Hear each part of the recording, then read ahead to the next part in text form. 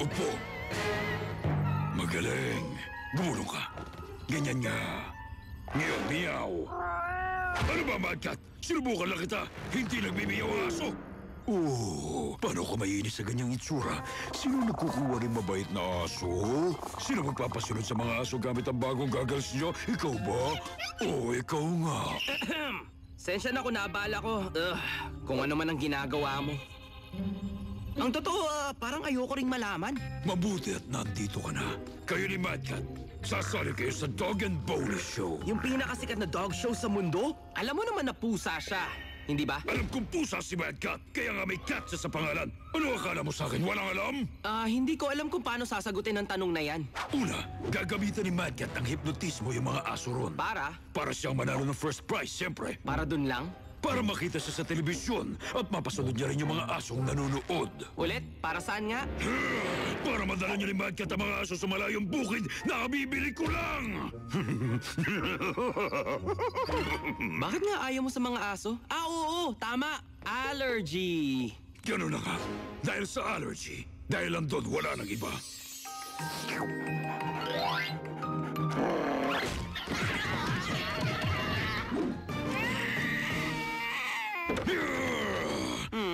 Ganti ko sa mga mabalahibong apat ang pangkontrabidang yon para hindi na nila ako manakawan ng candy. Para hindi na ako bumahing uli. Pwede ba natin silang gawing dog army? Di bali na. Ang pangit talaga ng mga plano mo. Tara na, Bantay. Mang-hypnotize tayo ng mga aso. Saluhin mo, Uncle Gadget! Hup! Kaya ko to! Heto na! Chief Quimby! Ba't nandito kayo? Mission! Naniniwala kaming may pinaplanong masama si Dr. Claw sa gaganaping Ultimate Grand Supreme Championship Dog and Bony Show. Sa UGSCDNB?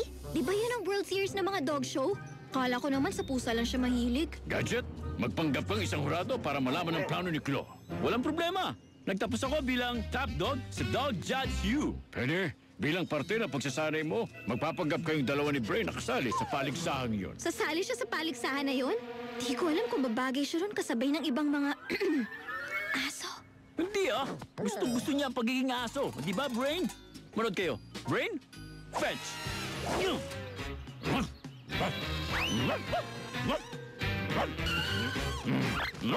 Oh, mali.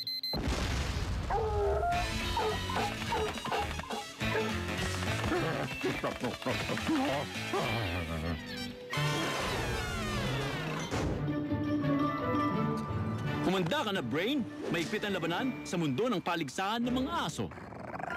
Huwag ka mag-alala, Uncle Gadget. Kayang gawin ni Bray na kahit ano. Tulad na lang ng pagsusuot ng leash.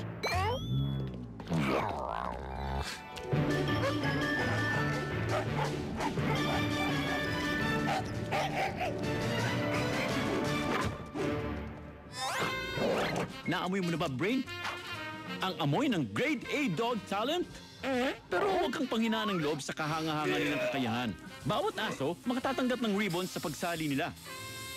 Oras na para gampanan ang pagiging hurado. Go-Go Gadget Binoculars!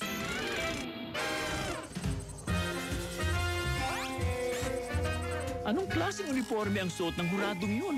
At bakit niya minamasayang aso na yun? Dahil ba paborito niya yun? Hindi po pwede ang ganyan pag hurado ka. Kumusta? Ako si Inspector... hindi. Ako si Judge Gadget. Maulang galang na. Titingnan kung mabuti ang kalahok na ito. Go-Go Gadget Magnifying Glass. Ngiti naman dyan, Brain. Kung nakakapag-defuse ka nga ng bomba ng 30 segundo, di kaya mo ring balansehin ang bola sa ilong mo. Oras na para mag-magic, Cotton Kitty.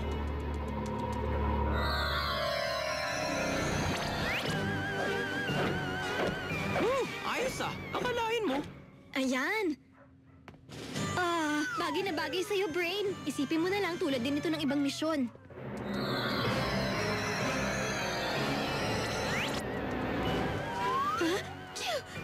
Ang weird. Nababahing lang ako pag merong pusa.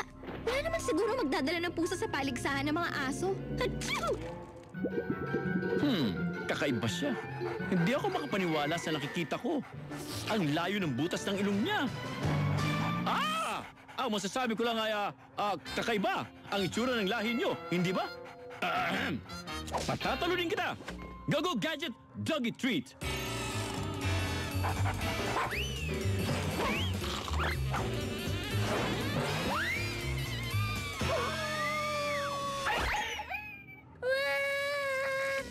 Wala pa yatang ginagawang kababalaghan ng Mad.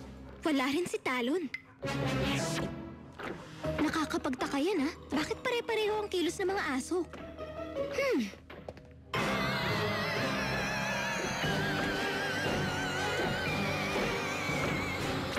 Ayos na. Nahuli na natin ang unang grupo ng mga aso.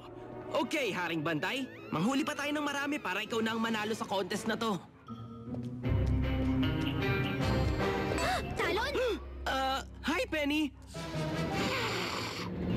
Dapat may taglay siyang kabibiliban. Hanapin sa taas at baba. Madalas sa baba tayo, mas malapit sa lupa. 9 para sa lakas ng loob. 2 sa pambihirang karisma. Ano, handa ka na ba, Penny? Palagi akong handa. Sige, 1, 2, 3! Hoy! Ang sabi ko nga kanina, mahirap hanapin ang wow factor nila. At bukod pa roon, palagi rin silang... Si Kinabalbon, galingan mo! Tandaan mo, aso ka.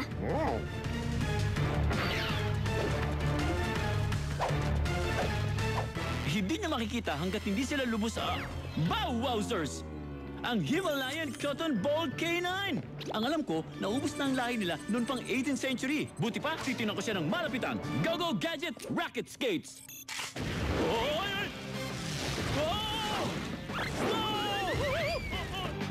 Talo ka na! Di pa tapos.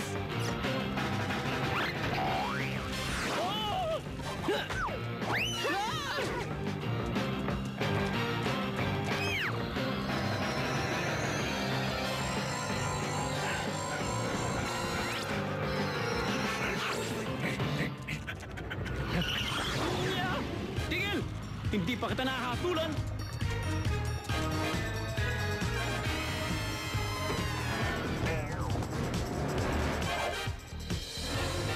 Si Madcat! Achoo!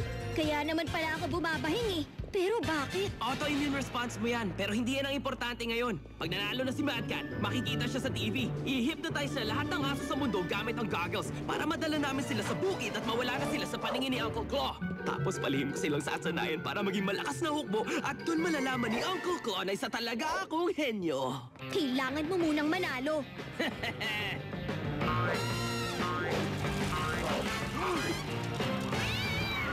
Apoy at balahibo? Napakadelikado niyan ah! Go Gadget Fire Extinguisher!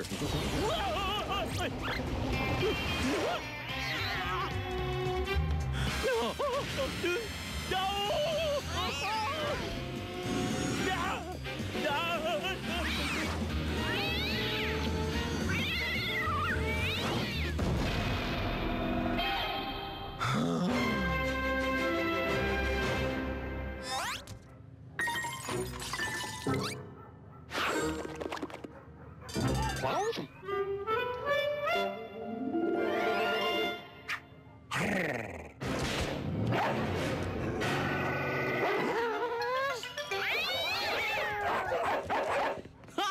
Nanalo ako, Penny! Taob ka sa akin! Na! Mas magaling ako sa'yo! Ba't nakangiti ka pa? Natalo ka! Talaga?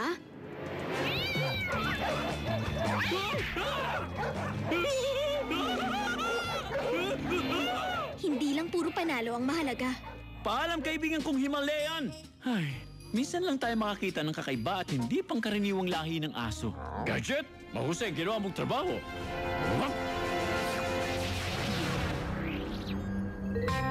Ayos lang, malambing kumingwing. Ikaw pa rin ang paborito ko. Uncle Claw! Tulungan mo naman ako rito! Sige na!